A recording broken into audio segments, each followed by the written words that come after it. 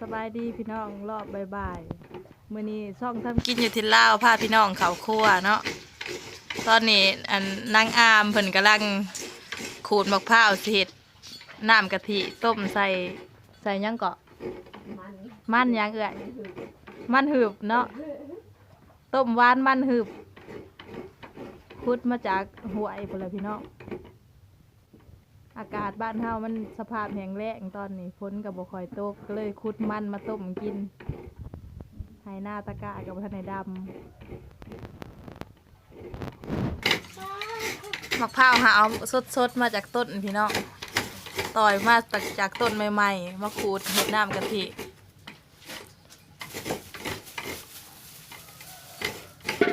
ขูดด้วยเครื่องมือปฐมบุหารกระต่าย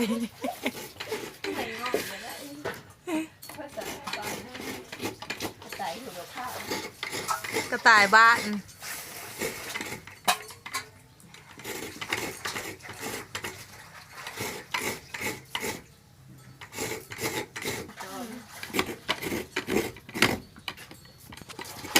ส้มหนามันหืบพี่น้องแม่ที่มันหืบไอติ๊กหนึ่งซุกแล้วพี่น้องกินได้เลยมัน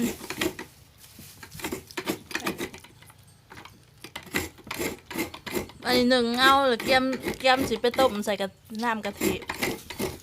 ใส่น้ำตาล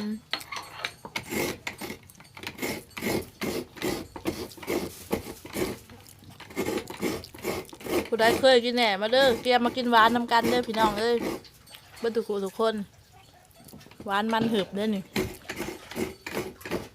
เป็นมันธรรมชาติที่เกิดขึ้นเองบ่ได้ปลูกเนาะเกิดขึ้นตามป่าตามห้วย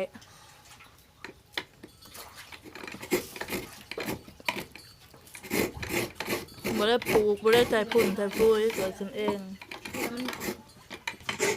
ตอนนี้เท่าคำน้อยเพิ่นกำลังกินหนึ่งมันหืบพี่น้องยำบวยสบายดีนะคอมเฮ็ดได้สบายดีนะสบายดีอายกล้องแล้วปุ๊บแล้วหนังกินมันอยู่เท่าคอมน้อย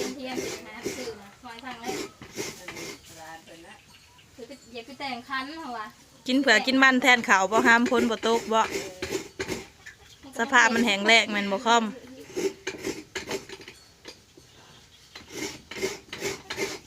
ตื่นมาหากระตื่นนอนตอนเที่ยงพี่น้องเลยตอนนี้เท่าคอมเวลาปัจจุบันนี่ก็2 โมงกว่าๆเลยตื่นมากินมันแทนเขาอากาศมันแห้งแล้งเพราะว่าบ่กินดอกขาวสิกินมันแทนเอายังฮะในอย่างหนึ่งหน่อไม้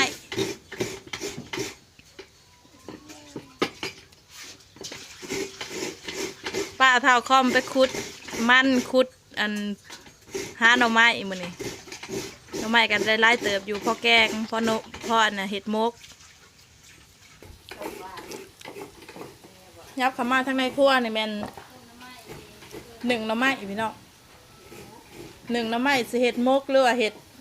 ห็ดห่อมกหน่อไม้หรือว่าสิเห็ดหมอกนะภาษาลาวเขาเอิ้นหมอกหน่อไม้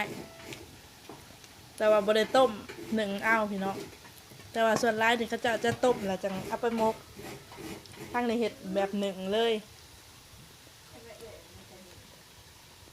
บอกอะไรนะ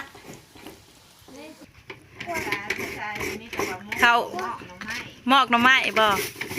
เขาคั่วมื้อนี้ก็มีหลายคนพี่น้องเลยนั่งมุมน่ะเป็นใส่เสื้อสีดำน่ะเป็นไก่ไผ่เพิ่นอยู่บ้านศิวิไลเนาะแล้วผู้ขูดมะพร้าวอยู่เดี๋ยวนี้เป็นร้านสาวน้องอามแลนผู้ใส่เสื้อสีลายๆน่ะเป็นป้าเท่าคอมทั้งป้าเท่าคอมนี่เพิ่นกำลังกล้าเกี่ยมสิตำข้าวเบื่อเห็ดมกหน่อไม้พี่น้องมี2 เมนูได้ข้าวคั่วมื้อนี้มีมกหน่อไม้กับต้มหวานมันหืบเป็นมันสดพุดมาจากแคมหวยมันธรรมชาติเกิดขึ้นเองพี่น้อง ต่อไปนี่เป็นสินคัดน้ำกะทิพี่น้องกำลังกาเกียมคัดน้ำกะทิตอกมานั่ง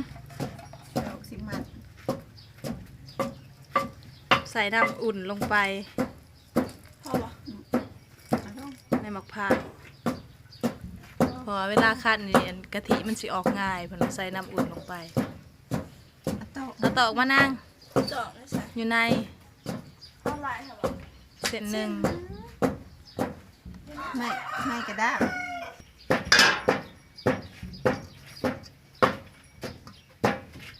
ฮะลองสิลงเพื่อนแล้ว คนเขา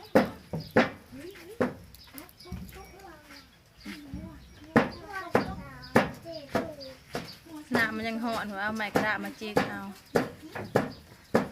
เอาแต่มือกระด้างคนละร้อย น้ำหนามันแนวจากน้ำเอื่อย 2-3 น้ำไปแล้วเผื่อน้ำมันมันจะมัน บ่แม่นเห็นน้ำกับพูดเนาะลืมว่าน้ำหนา 2 น้ำเนี่ย3 น้ำหวานนี่แหละ อืม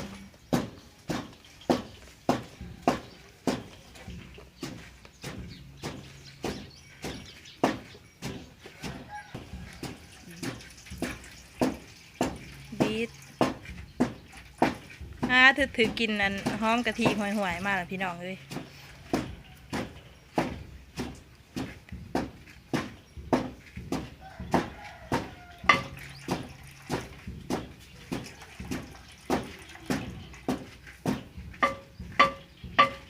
ใส่หม้อปะ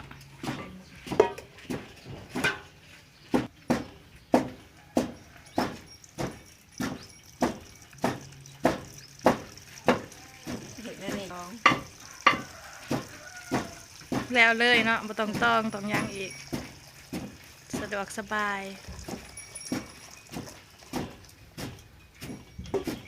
มันอะไรมันมีน้ำนะมันแซง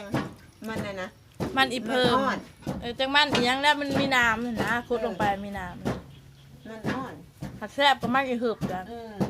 แกงอยู่กระดับแล้วนนที่ประสาทกันหาพุทธเราไปหาพุทธมัน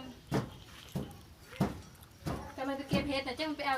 หลังจากคัดน้ำกะทิแล้วเลยแมันใส่น้ำตาลลงไปใส่เกลือลงไป ให้มันนัว เล็กๆน้อยๆให้มันนัวข้างจะเตาไฟอยู่เนาะคนให้น้ำตาลกับเกลือเกลือรสชาติมันสิได้กลมกล่อม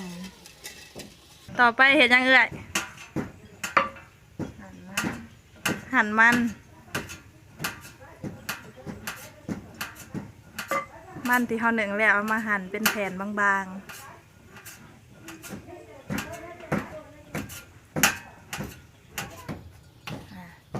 หั่นมันพี่น้อง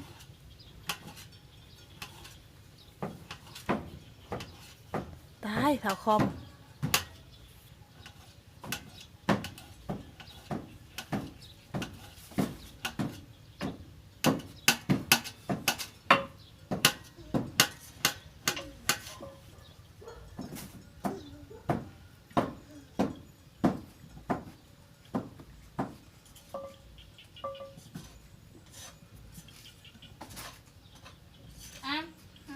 โอ้ย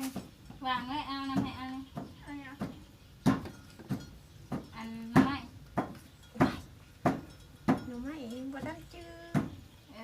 อย่าได้เลยพระเชื่อตั้งอย่างจุ๊บ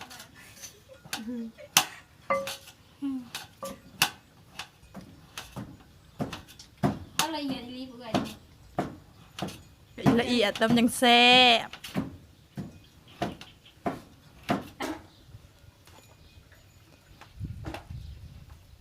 หลังจากซอยเป็นพานบางๆแล้วเดี๋ยวมีดย่ำอีกพี่น้อง เนื้อมันก็เหนียวจะเอื่อย ก็ให้มันตอนให้มันน้อยลงไปอีก เห็นว่ายังเหนียวคิวเนื้อมันนุ่มแล้วมันเนาะ เอาไว้ยำเลน ให้มันหมุนให้มันเข้ากันน้ำกะทิโมเมนต์ว่าสิตอนไผตอนมัน อย่าแล้วให้เจ๋งอ่ะ ใส่น้ำหนาลงไปพี่น้องหลังจากที่ ต้มน้ำตาลกับกะทิใส่ใส่กันให้มันเปื่อยแล้วน้ำหนาลงมัน น้ำหนายังอยู่ในนี่ด เอาเอียงมา ำยังหวาน ตักมันลงไปเลย มันนุ่มนะก็หวานนะบอกกินไปกินมายังติดใจกินอยู่ๆด้วย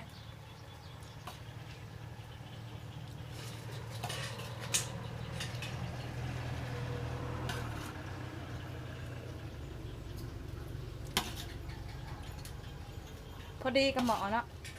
ไม่ใช่เรือนะ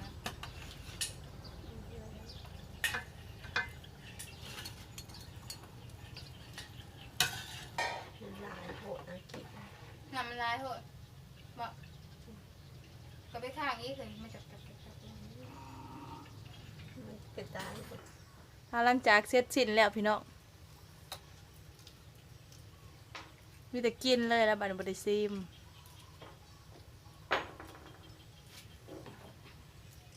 ถ้าเป็นจะแซ่บเลย เอามันลงกวนใส่น้ำกะทิน้ำอันนั้นก็ถือว่าเสร็จสิ้นแล้ว เป็นที่เรียบร้อย มาเด้อบันนี้เด้อมาเด้อพี่น้องอ้อย เด้อพี่น้องเด้อ เด้อพี่น้องเด้อ กินต้มหวานมันนำกันเด้อวัตถุกุทุกคน เป็นได้แซ่บบ่ แซ่บหลาย เด้อพี่น้องกินต้มหวานนำกันเด้อ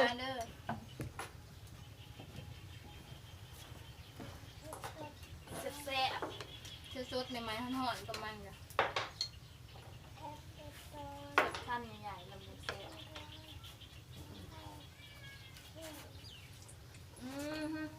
แซ่บแซ่บเลยพี่น้องเอ้ย เอา ไอ้หนูเอ้ยน้ำ แซ่บคักเลิกคอมมาเด้อ เดี๋ยวครับ คอมมาเด้อหวานมันทั้งหวานทั้งมันหอมน้ำกะทิห่วยๆพี่น้องเลย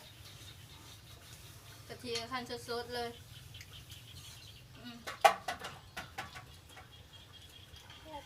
หอมเลย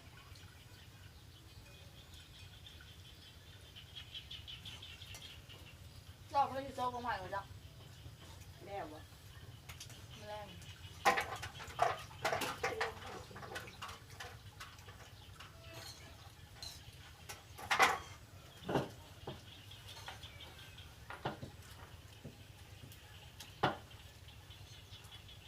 คอมหรือยังคอม ยังถ่ายอยู่บ่เห็น ฮะโหลดแป้งโหลดบอก เอาเสียงมันบ่เข้า มาเริ่มเริ่ม ว้าวเอา เขาแล้ว มันเริ่มเริ่มฮะมาเริ่ม มาพี่ฮัม มียังไง แสบเราจะยืดหรอ เบิร์ด ลายเป็นเบิดเนาะ เปียงแซ่บ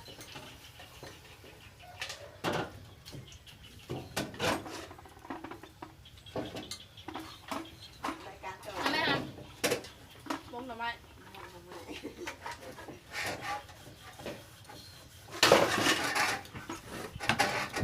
โล นั่งลงนั่งลงไหม นั่งลงนั่งลง นั่งลง นั่งลง เดินริมเลย ตักมาอีกบุกิน